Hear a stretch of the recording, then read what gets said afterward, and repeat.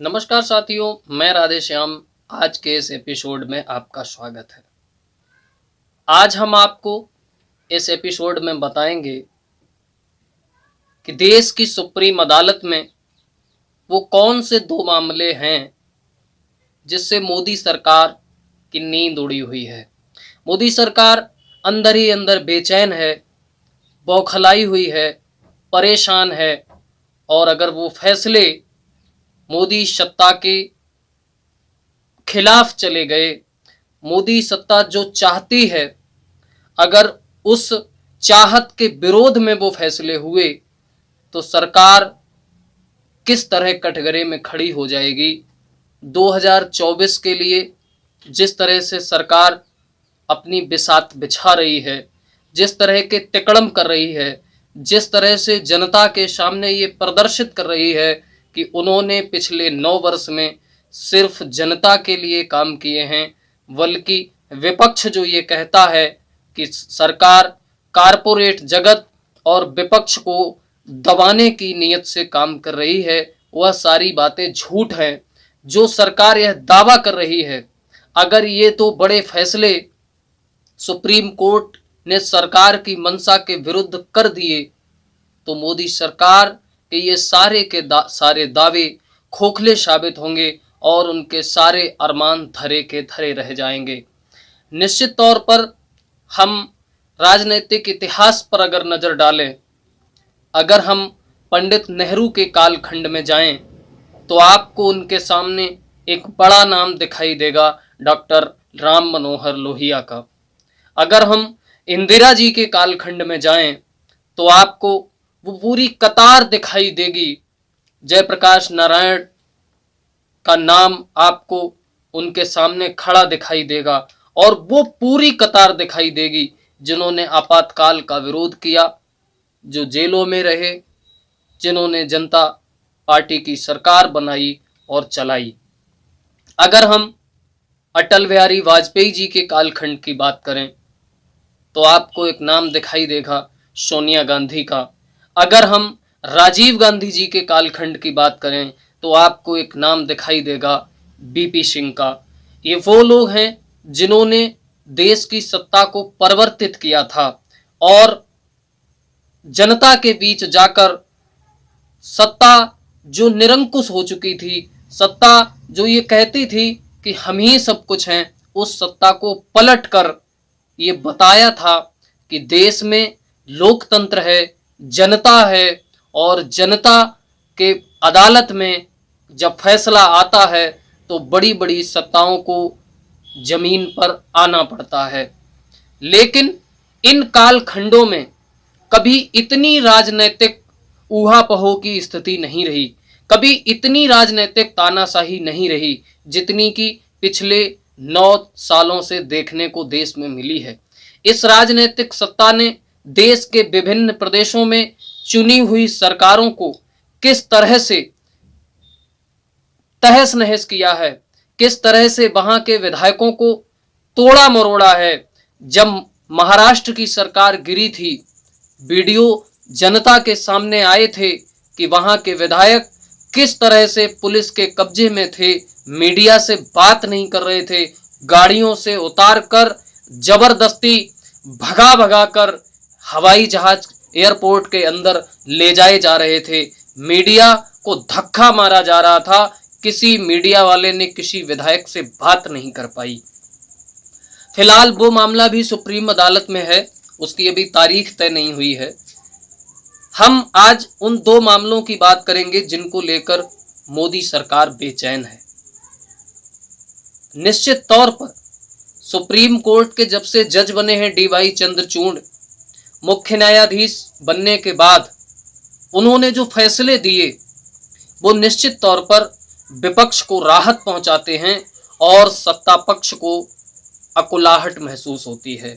और वो इसीलिए महसूस होती है कि देश की एक ऐसी राजनीतिक सत्ता जो सारी संवैधानिक संस्थाओं को अपने अनुकूल मैनिपुलेट करना चाहती हो, देश की एक ऐसी राजनीतिक सत्ता जो पूरे देश के विश्वविद्यालयों के चांसलर के पद पर अपने लोगों को बिठाने की चाहत रखती हो, देश की एक ऐसी राजनीतिक सत्ता जो केंद्र शासित प्रदेशों में चुनी हुई सरकार, जो जनता जिसे चुनती है, उसके हाथ में अधिकार न देकर, एलजी के हाथ में अधिकार देकर लाट साहब के डंडे से उस प्रदेश को भी चलाने की नाकाम कोशिश करती है, उस प्रदेश को चलाने की भी एक कुत्सित प्रयास करती है।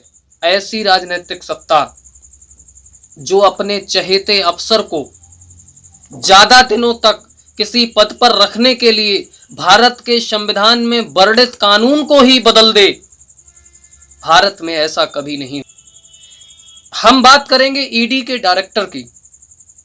ईडी के डायरेक्टर संजय मिश्रा 2018 में मोदी सरकार ने उन्हें ईडी का डायरेक्टर बनाया था। 2020 में उनका कार्यकाल खत्म होने को था, उनको सेवा विस्तार दिया गया। आप जानते होंगे जो सरकार का चहेता अफसर होता है उसी को सेवा विस्तार दिया जाता है।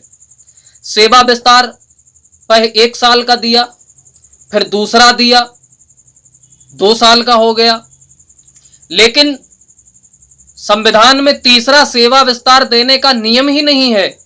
इसलिए मोदी सरकार नवंबर 2021 में संविधान में वर्णित कानून को ही बदल डाला और उस कानून में यह वर्णित कर दिया कि सरकार चाहे तो तीसरा सेवा विस्तार भी दे सकती है। जब इस फैसले के खिलाफ लोग सुप्रीम कोर्ट गए तो सुप्रीम कोर्ट के चीफ जस्टिस ने पहली बार भारत में यह हुआ कि ईडी के डायरेक्टर की नियुक्ति को ही गैर कानूनी करार दे दिया हो। ये एक बड़ा तमाचा था मोदी सरकार पर। उसके बाद उन्हें 31 जुलाई तक का टाइम दिया गया है। संजय मिश्रा 31 जुलाई तक ईडी के डायरेक्टर बने रहेंगे। उसके बाद सरकार को किसी नए व्यक्ति को ईडी का डायरेक्टर बनाना होगा। आइए आज हम उन 2 मामलों की बात करते हैं जो 2 मामले भारत के मुख्य न्यायाधीश के अंडर में हैं और उन 2 मामलों को लेकर सरकार क्यों अकुलाई और घबराई हुई है। पहला मामला है मणिपुर हिंसा का। मणिपुर हिंसा के संबंध में सुप्रीम कोर्ट में 28 जुलाई को सुनवाई होनी है, लेकिन सरकार घबराई क्यों है? सरकार इसलिए व्याकुल है क्योंकि किस तरह से वहां पर आम जनमानस को कुचला गया, संवैधानिक मूल्यों को एक किनारे रख करके सिर्फ निश्चित तौर पर अपनी विचारधारा वाले लोगों के जो एक राजनीति से प्रेरित मामला था, उस राजनीति से प्रेरित सरकार ने, राजनीति से प्रेरित लोगों ने किस तरह से मणिपुर में दूसरे समुदाय के लोगों को, पहाड़ी क्षेत्रों में रह रहे आदिवासी लोगों को किस तरह से कुचला, उनके घर जलाए, किस तरह से उनकी बेटियों के साथ, उनकी औरतों के साथ सुलूक किया, किस तरह से आज उनकी लाशें वहां नालियों में सड़ रही हैं, किस तरह से उनके घर जलाए गए, किस तरह से उन्हें घरों से निकाला गया, अपने सपनों के आशियाने से किस तरह से वो लोग निकले, किस तरह से रोती हुई माओं ने अपने सामने अपने बेटों की हत्याएं होती देखी, किस तरह से देश के एक रिटायर्ड फौजी ने, जिसका बयान लोगों के सामने आया है कि मैंने कारगिल में देश की रक्षा की लेकिन मैं अपने परिवार की रक्षा नहीं कर पाया, उसके सामने उसकी पत्नी की इज्जत को दरिंदों ने किस तरह से नोचा। इन सब चीजों को लेकर इतनी बड़ी घटनाएं होती रहीं, ऐसी हिंसाएं होती रहीं, उसके बावजूद मणिपुर की चुनी हुई भारतीय जनता पार्टी की सरकार, गृह मंत्रालय, केंद्र सरकार मौन बनी रही, अंधी, बहरी और गूंगी बनी रही, हिंसा को होने दिया। निश्चित तौर पर हिंसा काबू करने की कोई कोशिश नहीं की। इसी बात को लेकर जब ये सारे मामले सुप्रीम कोर्ट में उठाए जाएंगे और उस सरकार की जब जवाबदेही सुप्रीम कोर्ट तय करेगा, तो इस बात को लेकर मोदी सत्ता घबराई हुई है। निश्चित तौर पर जब प्रधानमंत्री मणिपुर गए होंगे चुनाव में, तो जिस तरह से वो हर प्रदेश में बड़ी लंबे लंबे हाथ फटकार कर ये कहते हैं कि भाइयों बहनों, अगर प्रदेश का विकास चाहते हो तो डबल इंजन की सरकार दो। अब प्रधानमंत्री के पास चेहरा छुपाने की जगह नहीं बची है कि डबल इंजन होने के बावजूद आपकी डबल इंजन की गाड़ी जनता की छाती पर चढ़ गई और जनता की भावनाओं को कुचल डाला। आखिर ये अन्याय इस देश के लोगों के साथ क्यों हो रहा है?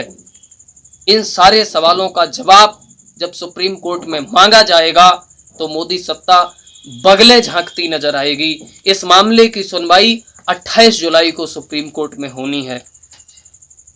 एक और मामला सुप्रीम कोर्ट में 4 अगस्त को सुना जाएगा। विशेषकर सरकार उसी के लिए व्याकुल है और उस मामले की शुरुआत तब हुई जब भारत की लोकसभा में भारत के एक बड़े उद्योगपति के नाम की चर्चा हुई। देश के बड़े नेता, राष्ट्रीय स्तर पर विपक्ष के किसी नेता का तमगा अगर किसी को हासिल है तो वो संसद में हो या संसद के बाहर हो, सड़क पर हो या विदेश में हो, वो तमगा हासिल है कांग्रेस के नेता राहुल गांधी को। जनता उन्हें देश की सत्ता का विरोधी नेता मानती है। वो राष्ट्रीय लेवल पर मोदी सत्ता के विरोधी दल के नेता हैं। निश्चित तौर पर उन्होंने जब भारत की संसद में अडानी को लेकर चर्चा की, और वो अडानी आप लोगों ने भी देखा होगा कि जब भी किसी मीडिया चैनल्स में डिबेट होती है वहां कोई अडानी का प्रवक्ता नहीं होता, लेकिन जब भी विपक्ष का कोई व्यक्ति अडानी पर सवाल करता है तो किस तिलमिलाहट के साथ भारतीय जनता पार्टी का प्रवक्ता अडानी का बचाव करते हुए जवाब देता है। ये समझने की जरूरत है कि किस तरह से सरकार और पूरी की पूरी भारतीय जनता पार्टी अडानी के हाथों में कठपुतली की तरह खेल रही है। निश्चित तौर पर जो माननीय प्रधानमंत्री जी ने कहा था कि मैं चौकीदार हूं, इसका मतलब है कि मालिक कोई और है।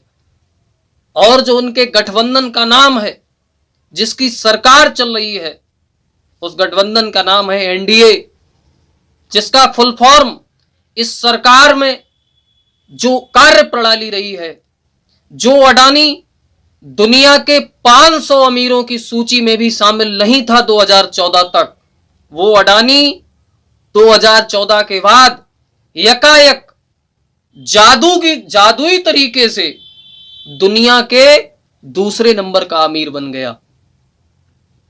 यह प्रदर्शित करता है कि वो NDA national dealer of Adani बन चुका है। और जिस अडानी को लेकर सरकार मौन रहती है, जिस अडानी को लेकर पूरी भारतीय जनता पार्टी बचाव करती है, उस अडानी को एक हिडन वर्ग की रिपोर्ट ने हिला दिया, उसके पूरे साम्राज्य को तहस नहस कर दिया। और उस रिपोर्ट में यह खुलासा हुआ कि किस तरह से अडानी ने शेयर मार्केट को मैनिपुलेट करके अपनी जो वैल्यूएशन है उसको किस तरह से दुनिया के सामने प्रदर्शित किया। निश्चित तौर पर ये देश के लिए बड़ी चिंता की बात है कि जब सरकार निजी हाथों में खेलने लगे, सरकार अपना जमीर, अपना कर्तव्य, अपनी निष्ठा, अपनी भावनाएं कारपोरेट जगत के चरणों में गिरवी रख दें, तो देश और उसका लोकतंत्र कतई सुरक्षित नहीं रह जाता है। अडानी को दुनिया के 7 विकसित देशों की बैंकों ने ब्लैक लिस्टेड कर रखा है। उसी अडानी को जिसे भारत की तमाम बैंकें लोन दिए हुए हैं, तमाम संवैधानिक जो चीजें हैं, रेलवे है, पोर्ट है, एयरलाइंस है, हवाई अड्डे हैं, उनको अडानी को सौंपा जा रहा है। यहां तक कि लाल किला भी कारपोरेट जगत के हाथों में सौंप दिया गया। उस अडानी के संबंध में जब देश के बड़े नेता राहुल गांधी ने लोकसभा में प्रश्न चिन्ह उठाए थे, राहुल गांधी के ऊपर बीजेपी उसी दिन से हमलावर हो गई थी और राहुल गांधी के खिलाफ गुजरात के एक जिला अदालत में मामला दर्ज हुआ, दोषी करार दिए गए, संसद सदस्यता चली गई, घर खाली हो गया। भारतीय जनता पार्टी की सरकार जो कुछ भी कर सकती थी वो सब कुछ किया। हाईकोर्ट, गुजरात हाईकोर्ट ने भी उस फैसले को बहाल रखा। मामला सुप्रीम कोर्ट में है और सुप्रीम कोर्ट में जब से मामला आया है, मोदी सरकार हिली हुई है, क्योंकि पिछले कई मामलों में डीवाई चंद्रचूड़ ने मोदी सरकार के अनुरूप फैसले नहीं सुनाए हैं। 4 अगस्त को राहुल गांधी के मामले की भी सुनवाई है। सरकार ने 21 दिन का समय मांगा था, लेकिन सुप्रीम कोर्ट ने 10 दिन का समय दिया है। 4 अगस्त को इस मामले की जब सुनवाई होगी तो वो सारे मामले उठाए जाएंगे कि किस तरह से सरकार एक कारपोरेटर के हाथों में खेल रही है, किस तरह से देश की संवैधानिक संस्थाओं के साथ खिलवाड़ हो रहा है। जो भारतीय जनता पार्टी जब राम मंदिर का फैसला आने को था तो पूरी भारतीय जनता पार्टी ये कह रही थी कि हमें न्याय के मंदिर पर भरोसा है, देश के मुख्य न्यायाधीश जो फैसला दें पूरे देश की जनता उसको सहर्ष स्वीकार करे। और जहां तक मुझे लगता है इस पूरे देश की जनता ने सुप्रीम कोर्ट के उस निर्णय को सहर्ष स्वीकार किया। सुप्रीम कोर्ट के जज के ऊपर कोई प्रश्न चिन्ह नहीं लगाया और वही सुप्रीम कोर्ट के जज रंजन गोगोई रिटायर्ड होने के बाद भारतीय जनता पार्टी से राज्यसभा भेज दिए जाते हैं।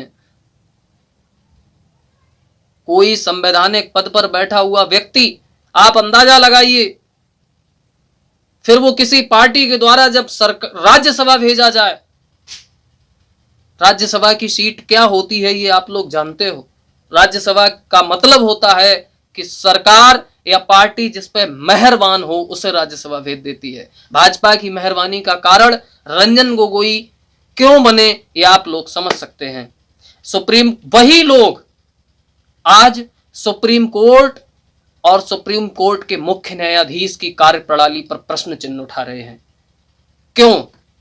क्या देश की संवैधानिक संस्थाएं आपके हिसाब से चले? पहली बार भारत के लोकतंत्र में हुआ है